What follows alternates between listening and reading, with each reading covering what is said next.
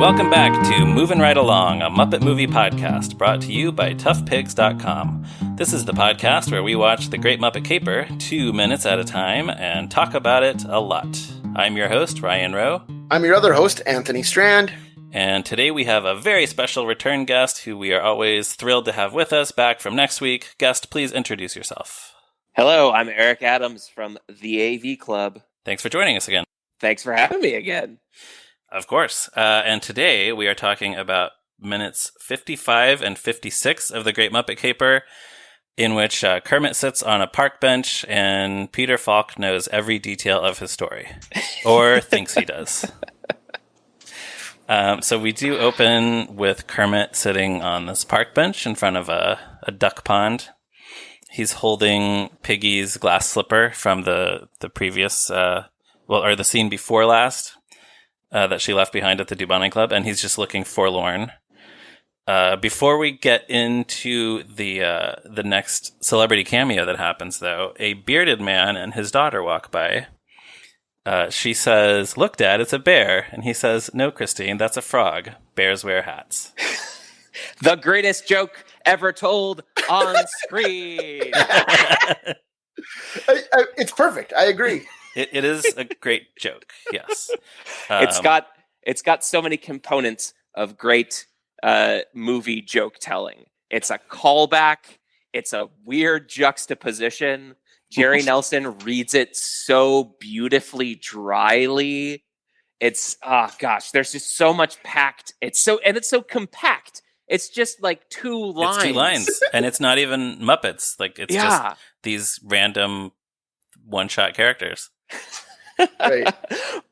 But a Muppet performer. So like I guess I'm still justified in being so excited about it as a Muppet joke.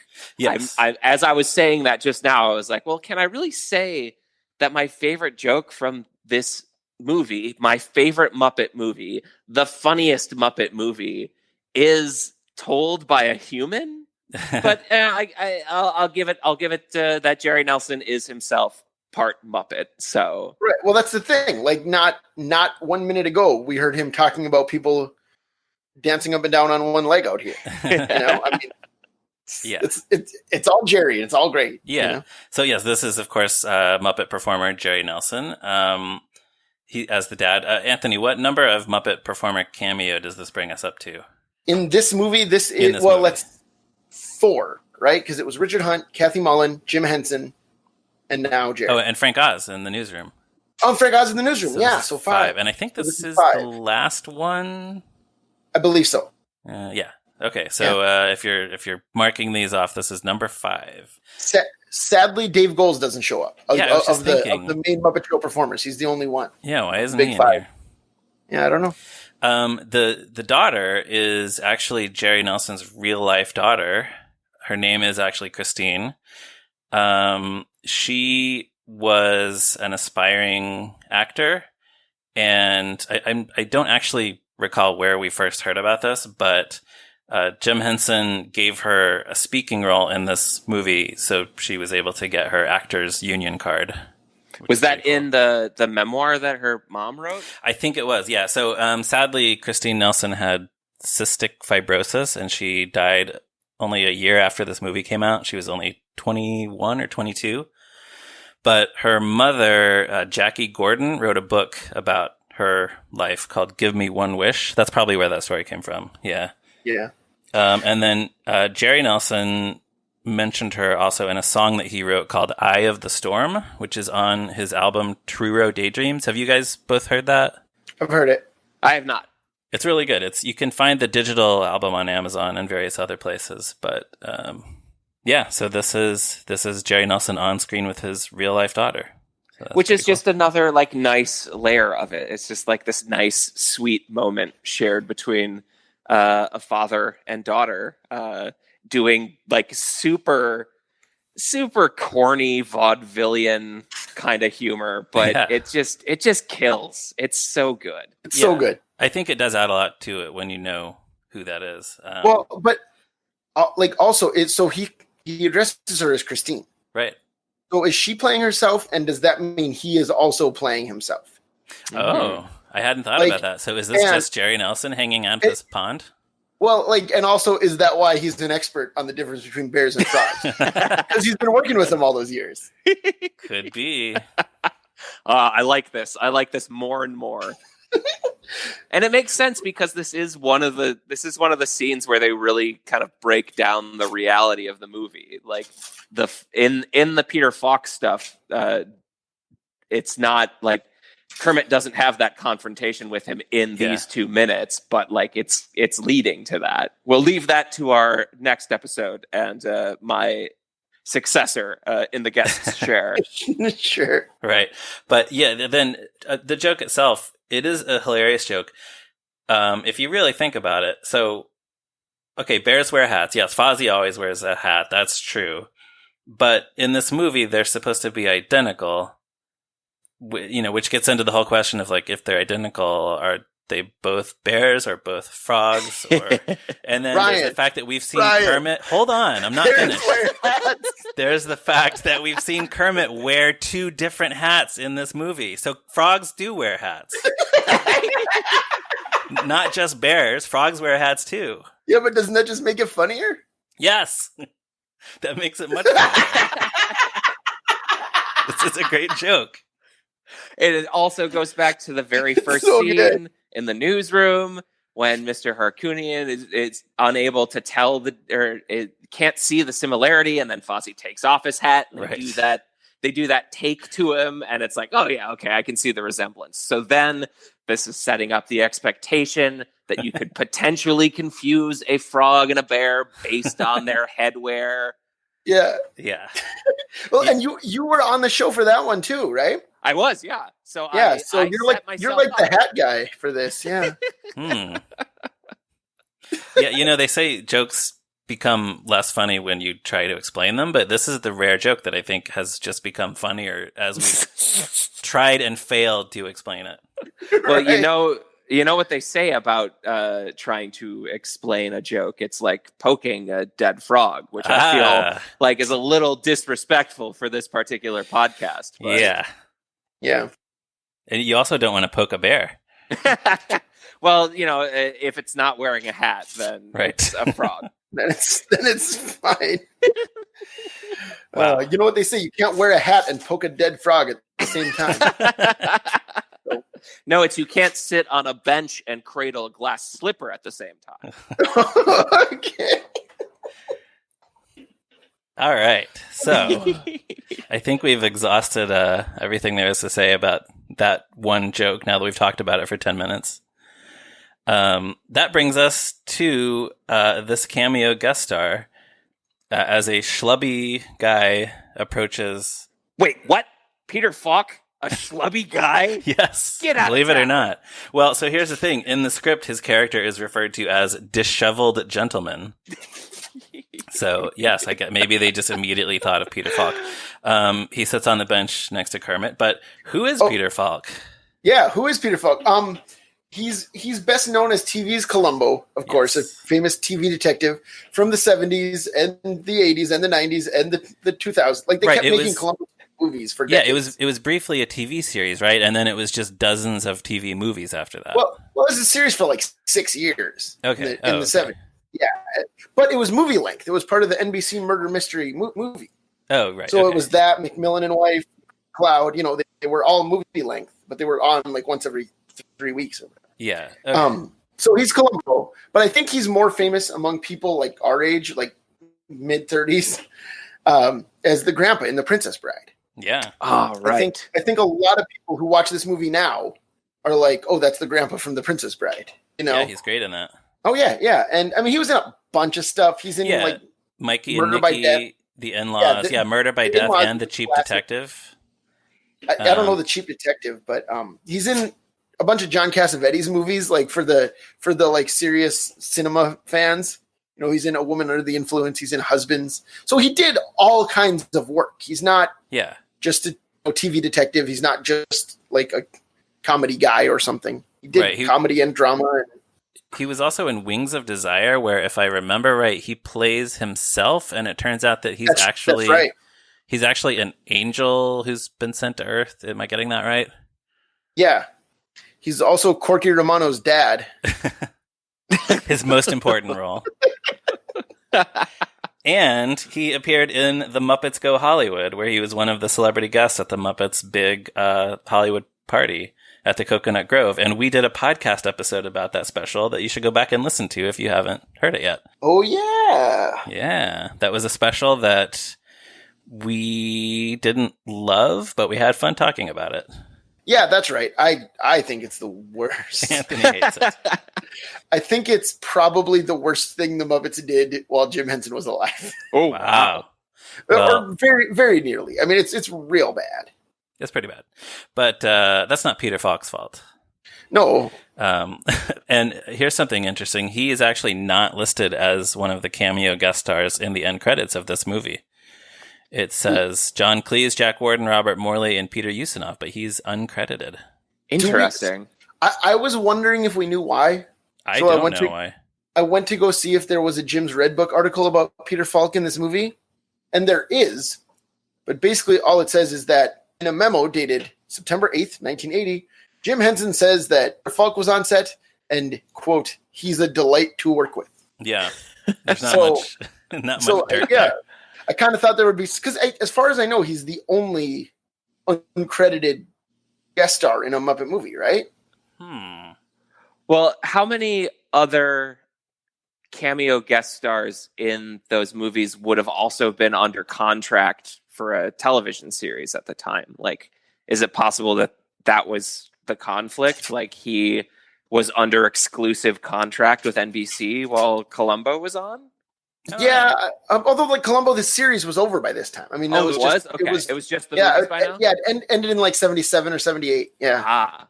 so it would just be TV movies by this time. Yeah, Yeah, So, I have no I idea. don't know, but this is also the second consecutive Muppet movie to have a famous TV detective in a cameo because Telly Savalas was in the Muppet.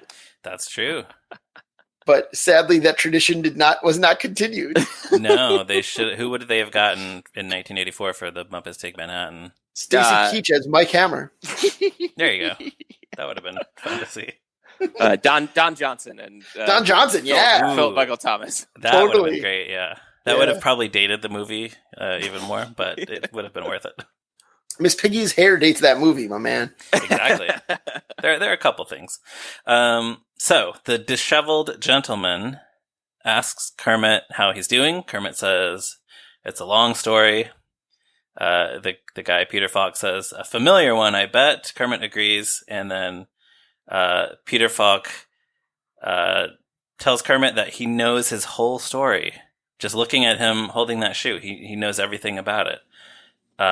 So he starts to weave this whole tale that he is convinced is what actually happened to Kermit that brought him to this point, looking sad on this bench holding this glass slipper.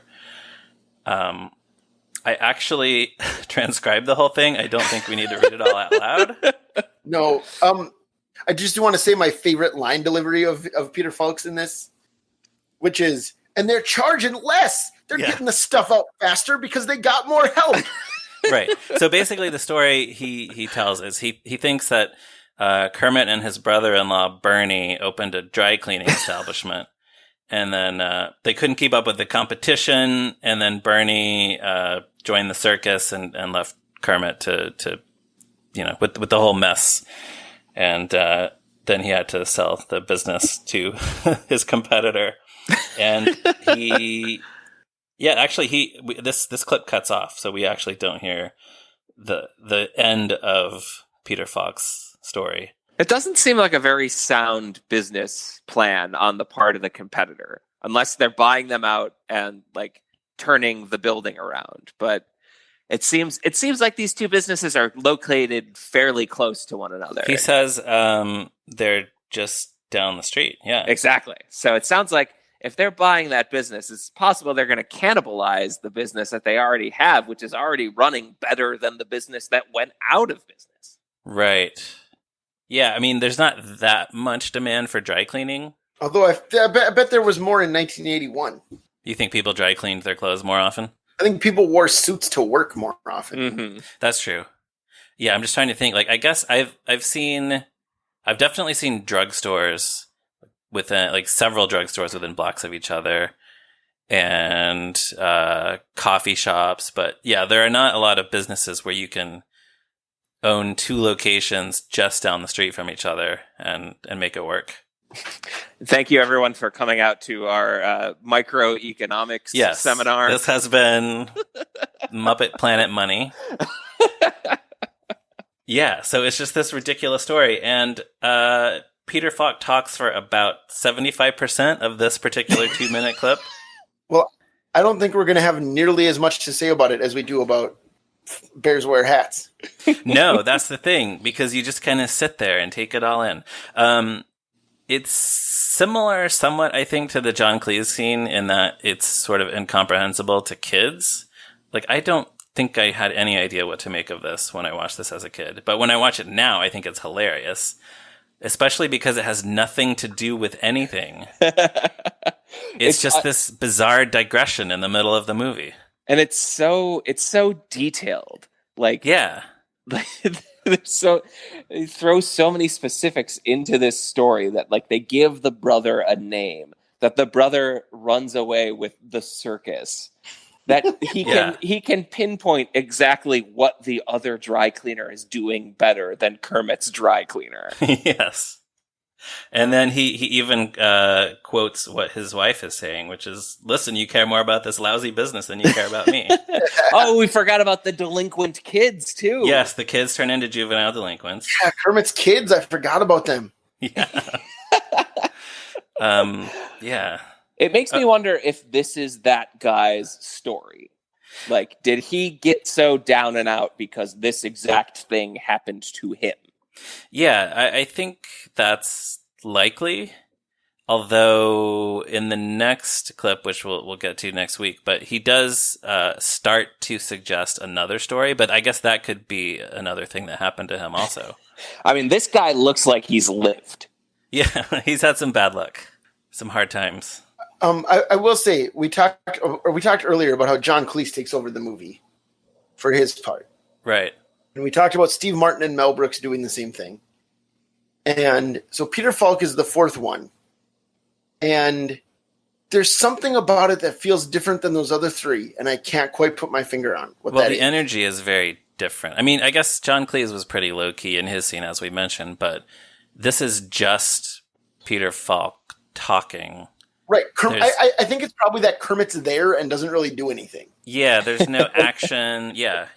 Like, nothing Kermit is happening. interacts with Steve Martin, and Piggy does, and they interact with Mel Brooks, too. Like, whatever. This is just a monologue from a character who's not a Muppet and is not in the movie otherwise. Exactly. And Kermit is just very politely listening. Like, it takes him a while to summon the strength to interrupt him. And in fact, it doesn't even happen in the 2 minutes that we're discussing right now.